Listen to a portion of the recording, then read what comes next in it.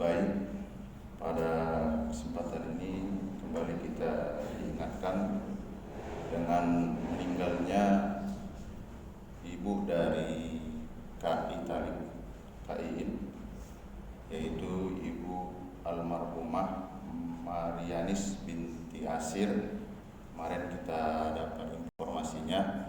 Dari itu kami minta kesediaan kita semua untuk membacakan Ummul Quran. Ala hazihi niyyah wa likulli niyatin shalihah. Al-Fatihah. A'udzubillahi minasyaitonir rajim. Bismillah.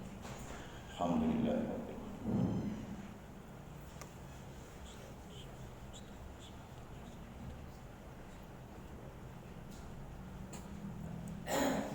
Mudah-mudahan amal ibadahnya diterima oleh Allah Subhanahu wa taala. Amin ya rabbal alamin. Bapak-bapak jamaah sholat fardu Jumat yang dimuliakan oleh Allah Subhanahu wa taala, sedikit kita mengingatkan memori kita kepada Allah Subhanahu wa taala.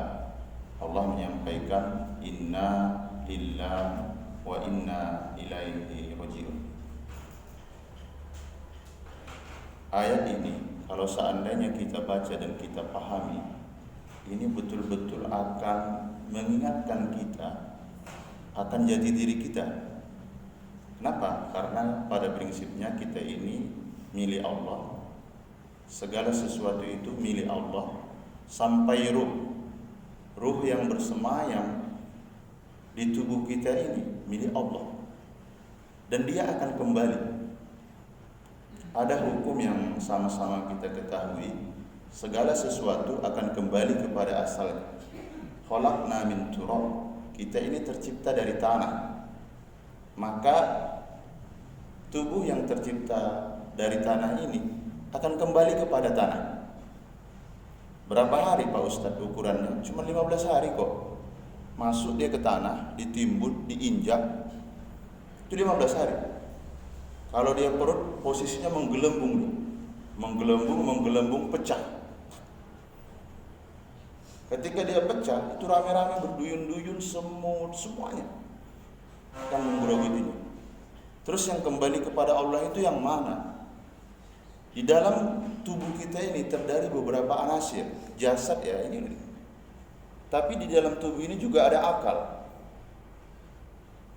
Di dalam tubuh ini juga ada yang namanya dengan qalbun.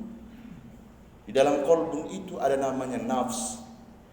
Di dalam nafs itu ada namanya ruh.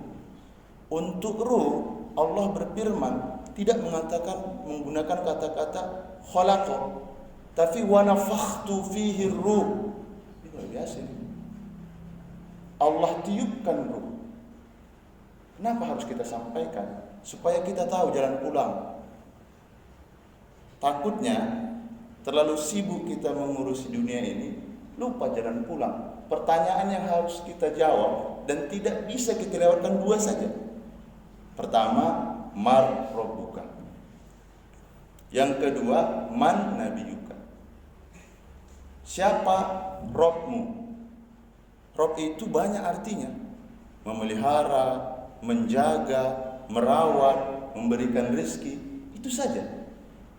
Tapi kalau seandainya ruh, mohon maaf, kami tidak mengatakan jasad lagi, ruh. Tapi kalau ruh ini tidak kenal dengan Rabb-nya, nggak lulus nih. Pertanyaan ini tidak bisa dihafal. Kalau seandainya dihafal, justru anak TK, anak PAUD, anak sanawiyah dan aliyah yang paling hafal. Karena ruh ini dulu kita pernah bersama Allah. Mana dalilnya Pak Ustadz? Kita dikumpulkan dulu. Ruh-ruh itu dikumpulkan dulu. Alastu bi rabbikum? Benar tak kalian mengakui bahwa saya ini Tuhan kamu?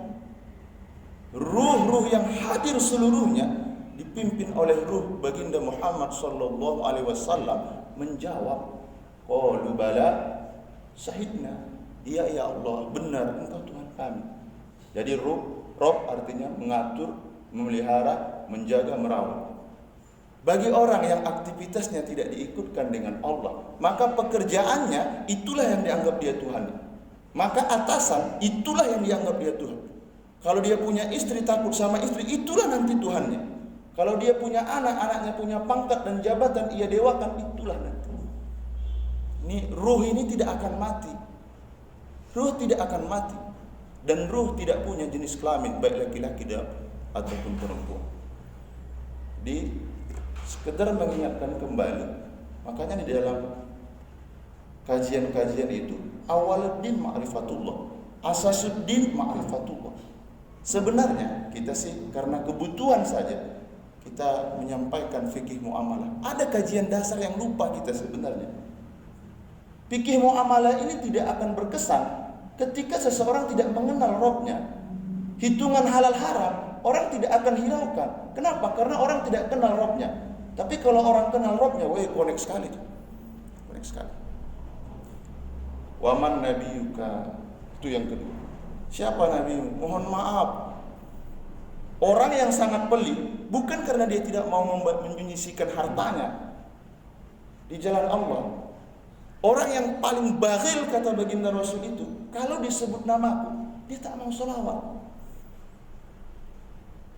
Cek, sholawat yang kita baca dengan sholat di dalam sholat tadi sudah bermakna enggak?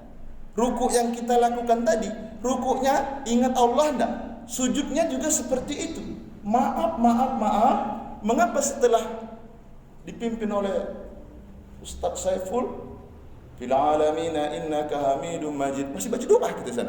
Allahumma inni a'udzubika min azabil qabri wa min azabin nari wa min fitnatil mahya wal mamat wa min fitnatil masih dajjal. Assalamualaikum. Bukan alhamdulillah yang kita ucapkan. Apa yang kita ucapkan?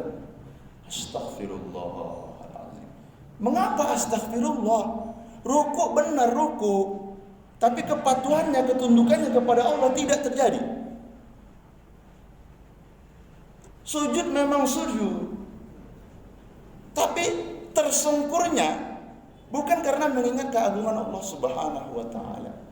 Maaf, Fatihah yang ia buka, suratul Fatihah itu artinya pembuka. Terbuka enggak hatinya untuk menerima kebenaran-kebenaran? Mengapa diucapkan astaghfirullah? Ya Allah, jangan-jangan ketika saya baca Fatihah tadi saya lalai. Waktu saya ruku memang betul ruku, tapi hati saya tidak, roh saya ini tidak saya ajak untuk ruku. Begitu juga sebaliknya. Jadi kalimat inna lillahi wa inna ilaihi raji'un kalau dipahami, mohon maaf, bukan diterjemahkan artinya, ini perjalanan spiritual yang hanya bisa dirindukan oleh ruh. Mudah-mudahan jasad kita dan ruh yang ada di dalam tubuh kita ini tahu dia siapa Rabbnya. Mari kita tutup majelis yang mulia ini dengan ucapan hamdalah.